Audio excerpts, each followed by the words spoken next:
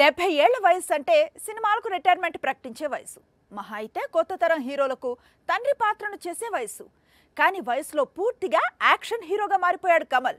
ఒకప్పటి ప్రయోగాలు ఇప్పుడు చేయటం లేదు. ఇప్పుడు కమల్ మైండ్ మొత్తం యాక్షన్ ఫిల్మ్స్ తో నిండిపోయింది. విక్రమ్ అతనే, భారతీయుడు అతనే, టగ్ లైఫ్ లో హీరో అతనే, కల్కిలో విలన్ అతనే. ఎటు చూసినా కమల్ కనిపిస్తున్నాడు. 70 ఏళ్ల వయసులో అతను చేస్తోన్న యాక్షన్ సీన్స్ మాత్రమే కనిపిస్తున్నాయి. ఒక సినిమాను మించి మరో చిత్రంలో కమల్ యాక్షన్ సీన్స్ తో దుమ్ము రేపుతున్నారు. భారతీయుడు 2 చూస్తే కమల్ ఎప్పుడు కనిపించినా ఫైట్స్ చేస్తూనే కనిపించారు.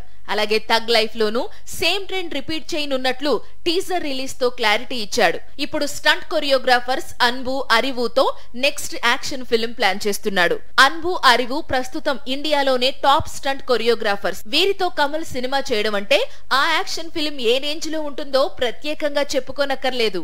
70 ఏళ్ల వయసు అంటే సినిమాలకు రిటైర్మెంట్ ప్రకటించే వయసు. మహా అయితే కొత్త తరం హీరోలకు తండ్రి పాత్రను చేసే వయసు.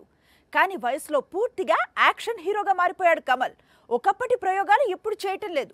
ఇప్పుడు కమల్ మైండ్ మొత్తం యాక్షన్ ఫిల్మ్స్ తో నిండిపోయింది. విక్రమ్ అతనే, భారతీయుడు అతనే, టగ్ లైఫ్ లో హీరో అతనే, కల్కిలో విలన్ అతనే. ఎటు చూసినా కమల్ కనిపిస్తున్నాడు. 70 ఏళ్ల వయసులో అతను చేస్తోన్న యాక్షన్ సీన్స్ మాత్రమే కనిపిస్తున్నాయి. ఒక సినిమాను మించి మరో చిత్రంలో కమల్ యాక్షన్ సీన్స్ తో దుమ్ము రేపుతున్నారు. భారతీయుడు 2 చూస్తే కమల్ ఎప్పుడు కనిపించినా ఫైట్స్ చేస్తూనే కనిపించారు.